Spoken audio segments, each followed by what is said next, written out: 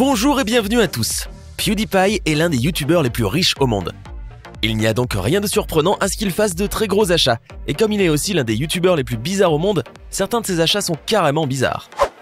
Restez à l'écoute jusqu'à la fin pour voir le bien le plus étrange que possède PewDiePie, et comprendre pourquoi ce n'est pas une Lamborghini. Voici donc comment PewDiePie dépense ses millions.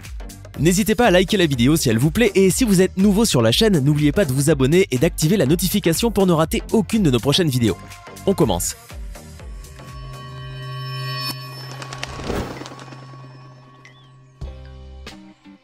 Comme vous devez tous le savoir maintenant, si nous parlons de la façon dont une célébrité dépense ses millions, nous devons parler de la manière dont elle les a gagnés. Heureusement pour PewDiePie, c'est assez évident. PewDiePie, de son vrai nom Felix Kjellberg, a fait toute sa carrière grâce à YouTube. Il a fondé sa chaîne YouTube éponyme, et désormais célèbre, en 2010, et a commencé à publier des vidéos de jeux dans lesquelles il jouait et commentait des jeux vidéo. Félix a trouvé sa place et 2 ans après le lancement de sa chaîne, il comptait un demi-million d'abonnés et des vidéos dépassant régulièrement le million de vues. Grâce à YouTube et son programme de monétisation, PewDiePie a amassé beaucoup de revenus au cours de sa première période de succès. Mais ce n'est que lorsqu'il a commencé à établir un partenariat avec le réseau vidéo basé en Californie, Maker Studio, devenu par la suite le réseau numérique Disney, qu'il a commencé à vraiment engranger les dollars. En 2013, grâce au succès de son contenu sous la marque Maker Studio, PewDiePie est devenu l'utilisateur ayant le plus d'abonnés sur YouTube. C'est à cette époque que Félix a atteint la gloire auprès du grand public. PewDiePie devint un nom reconnu non seulement par les adolescents obsédés par Internet, mais également par leurs parents agacés.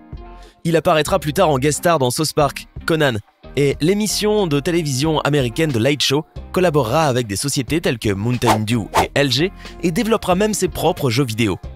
Malgré quelques revers dus à des commentaires controversés, la star de YouTube gagne toujours environ 15 millions de dollars par an. Vous pourriez penser qu'une profession dénommée visionnage de jeux vidéo n'aurait pas beaucoup de frais généraux. Tout ce dont vous avez besoin est une caméra, un microphone et un ordinateur, n'est-ce pas? Pas si vous êtes un visionneur professionnel. PewDiePie dépense beaucoup d'argent pour son équipement, et grâce à une vidéo publiée sur sa chaîne en janvier 2018, nous savons exactement combien il coûte. Tout d'abord, il existe des écrans d'ordinateur où se déroule la magie de PewDiePie. Il dispose de 3 moniteurs Asus ROG Swift d'une valeur totale de 1000 $ chacun. Devant eux se trouve un clavier de jeu mécanique Corsair Strafe qui se vend 150 $ sur le marché. Et à sa droite se trouve une souris BenQ Zowie FK1 d'une valeur de 100 $. Même le tapis de souris coûte 24 $. Nous ne pouvons pas omettre le système qui rend tout cela possible, les ordinateurs PewDiePie Custom Origin, dont le prix est inconnu mais certainement sans précédent. Il utilise également son propre modèle de casque Razer au prix de 130 $. Une caméra Canon XA11 HD de 1300 $ filme tout cela. PewDiePie possède également un deuxième appareil photo, un Canon G7X Mark II, au prix de détail de 700 $, suivi d'un microphone de 750 $ et d'un support lumineux de 76 $. Concernant le fauteuil de jeu de PewDiePie, il s'agit d'un modèle très particulier appelé PewDiePie Edition, fabriqué par Clutch Chairs pour sa série Throttle. Le prix actuel du marché de ces sièges est juste en dessous de 400 $. Les sièges de PewDiePie sont si célèbres qu'ils sont apparus dans la vidéo de YouTube Rewind 2018. Oui, au lieu de PewDiePie. Vous pouvez deviner que les fans de PewDiePie ont fustigé YouTube pour cette omission. Ce n'était qu'un des innombrables problèmes d'une vidéo déplorable. Elle aurait pu être sauvée par de meilleurs éditeurs, peut-être les mêmes que ceux employés par PewDiePie. Oui, PewDiePie a ses propres éditeurs. Il est loin le temps où, après avoir abandonné ses études universitaires, il travaillait sur un stand de hot-dog et réalisait des vidéos YouTube pour s'amuser. Ses éditeurs s'appellent Brad Woto et Cy Morton. Woto travaille pour PewDiePie depuis 2014 et Morton a rejoint le groupe quelques années plus tard. Brad 1 et Brad 2, comme les appelle PewDiePie, sont des éditeurs vidéo, ce qui signifie qu'ils réunissent les images que Pew tourne. PewDiePie le faisait lui-même, jusqu'à ce que le succès de sa chaîne rende possible et pratique leur embauche pour l'aider à gérer une charge de travail toujours croissante. Nous ne savons pas exactement ce que PewDiePie paie à ses éditeurs, mais nous supposons que c'est probablement considérable. Payer une somme à 6 € à 2 éditeurs, ce n'est pas rien, mais pour PewDiePie, cela en vaut certainement la peine. Ne vous méprenez pas. Certes, les éditeurs de PewDiePie ne sont pas à plaindre, mais il y a aussi de nombreuses associations caritatives dans lesquelles Pewd est impliqué. Il implore souvent ses fans de suivre le mouvement qu'il a soutenu et ils le font régulièrement. En 2013, les fans de PewDiePie ont collecté près d'un demi-million de $ pour l'organisation caritative Water Campaign en plus de 10 000 $ dont il fit don de sa propre poche et 10 000 $ supplémentaires provenant de son studio.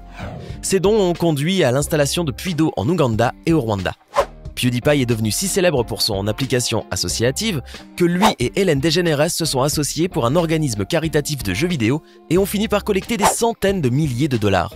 Et ce n'est pas encore toute l'étendue de la philanthropie de PewDiePie. Nous ne savons pas combien il a donné en privé, mais nous soupçonnons que c'est certainement une somme énorme. PewDiePie a également investi ses ressources dans la création d'un réseau de contenu pour la production vidéo, Rival Mode, et dans son propre livre intitulé This Book Loves You ou Ce livre vous aime en français. Bien sûr, il a investi son argent dans ses projets afin de récupérer ses dépenses et gagner un peu d'argent, et ma foi, il y parvient. PewDiePie, Legend of the Brofist, a généré plus de 100 000 ventes au cours de son premier jour de publication, et ce uniquement aux États-Unis. En outre, This Book Loves You s'est lui vendu à plus de 130 000 exemplaires aux États-Unis au cours de ses 9 premiers mois. Un vrai modèle de réussite. Maintenant, nous allons rentrer dans les choses drôles. Tout l'étrange attirail que PewDiePie a acheté. Le youtubeur était connu pour ses intérêts bizarres parce qu'il en parle dans plusieurs de ses vidéos. Ce qui attire immédiatement le regard des gens quand ils regardent une vidéo de PewDiePie, ce sont les figurines, les affiches et les guitares en arrière-plan. Les affiches sont un film de Stanley Kubrick de 1971, A Clockwork Orange. La série d'animes japonaise courte mais légendaire, Neon Genesis Evangelion. Les figurines sont des objets de collection japonais d'une ligne appelée Chaos Companion, et la guitare est une guitare électrique personnalisée Gibson Les Paul. Ça, ce sont les intérêts évidents de PewDiePie, mais il y en a beaucoup d'autres. Il est évident que PewDiePie dépense beaucoup d'argent en tatouages. Il en a plusieurs et les a présentés à ses fans dans de nombreuses vidéos. Cependant, ils sont généralement cachés sous ses vêtements. PewDiePie aime aussi la nourriture et les boissons exotiques. Dans plusieurs vidéos, il a raconté sa dégustation de divers aliments étrangers et a exprimé son ravissement pour beaucoup d'entre eux, tout en exprimant avec force son dégoût pour le poulpe. En ce qui concerne les boissons, PewDiePie collectionne les alcools rares et a fait des séances de dégustation pour ses fans. De plus, PewDiePie aime la mode, et il a déjà tweeté sur une paire de baskets Y3 Saiku qu'il avait récemment acheté. Bien sûr, nous ne pouvons pas parler des achats de PewDiePie sans parler de jeux vidéo. Le montant que ce commentateur capricieux a dépensé pour les jeux vidéo est sûrement sans précédent. Bien que PewDiePie se concentre maintenant sur le contenu ne concernant pas les jeux vidéo, il continue de jouer aux derniers jeux hors caméra et parfois à en faire des critiques sur son compte Twitter. En plus de changer la composition de son contenu, Pewd a aussi changé la composition de sa famille. En avril 2018, il s'est fiancé à Mardia Bizionin, une personnalité italienne de l'internet qui compte plus de 7 millions d'abonnés à YouTube. Ils ont commencé à se fréquenter en 2011 après que Mardia lui ait envoyé un email mignon lui disant qu'elle trouvait ses vidéos amusantes. C'est tout ce que cela a suffi et peu de temps après, Mardia avait déménagé en Suède et vivait avec PewDiePie. Eh bien, nous ne connaissons pas le coût exact de sa bague de fiançailles et tous les autres cadeaux qu'il a offerts à sa future épouse, mais nous pouvons deviner que ce genre de cadeau à Mardia est certainement la plus grosse dépense pour Pewd. Nous ne disons pas que c'est une mauvaise chose en fait, c'est même une chose très saine. Ils partent ensemble en voyage, réalisent des vidéos ensemble et profitent de tous les avantages de la vie de célébrité en couple. Mais quiconque connaît PewDiePie sait que sa famille est composée non seulement de Mardia, mais aussi de nombreux non-humains. Pewd a 3 chiens.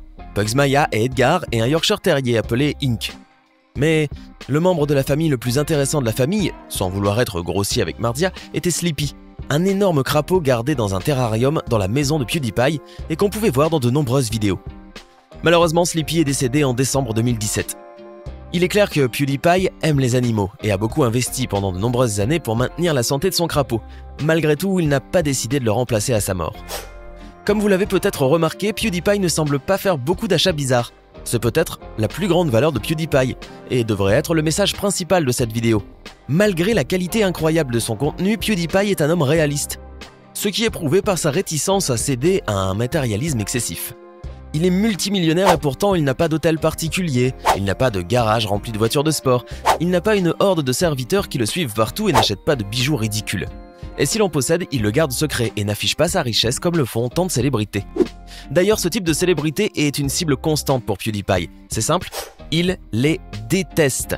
Il a réalisé plusieurs vidéos pour terroriser les créateurs de contenu dont le seul revenu provient de la publication de vidéos de toutes les choses incroyables qu'il possède. PewDiePie a une vidéo intitulée « Ma nouvelle voiture » dans laquelle il la présente comme s'il allait montrer à ses fans sa toute nouvelle Lamborghini, mais il s'agit plutôt d'une vieille Nissan sale. PewDiePie a également une vidéo intitulée « Ma nouvelle maison » et « Ma nouvelle piscine » où au lieu de montrer un méga manoir et une gigantesque piscine dans le sol, il a fait visiter à ses fans une maison modeste avant de se détendre dans une minuscule piscine gonflable. Oui, PewDiePie ne semble pas se prendre trop au sérieux, et s'il le fait, il s'assure de ne pas en faire la publicité. C'est ce que nous pouvons tous apprendre de Pewd. Soyez humble. Et si vous ne pouvez pas être humble, soyez ironique. C'est la méthode PewDiePie. C'est tout pour PewDiePie et ses millions. Qu'est-ce que vous achèteriez si vous aviez autant d'argent que lui? Faites-le nous savoir dans les commentaires ci-dessous. Hey, c'est tout pour aujourd'hui. Si vous avez aimé la vidéo, n'oubliez pas de la liker et de la partager avec vos amis. Et si vous êtes nouveau sur la chaîne, n'oubliez pas de vous abonner et d'activer la notification. Bye bye!